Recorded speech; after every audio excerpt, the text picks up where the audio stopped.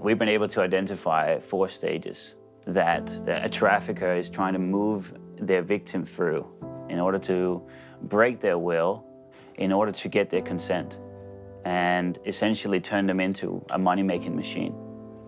In the first part of this process, it really happens in the unseen, in the hidden, and it's really more in the private domain. She is often locked up, can involve violence, rape, starvation, but it can also be using cultural or threats or holding family members hostage. And then once they've been through this process for a season, they'll move them on to the next stage, because the goal is to move them to a point where they can make more money, which means greater exposure to more people. We've had many cases where they are moved into a different location. There's cameras in the room, there's microphones in their room, and there's now a greater amount of people who get to be with her.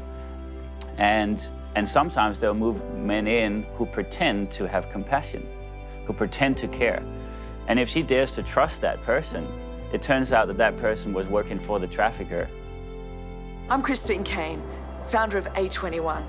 These aftercare specialists, they are on the ground 24/7, literally just being that first phase of support for girls who have been traumatized beyond imagination. They cannot continue their work without your support. It's going to take all of us coming together, each to do our part to end human trafficking once and for all. Would you stand with us and do what only you can do?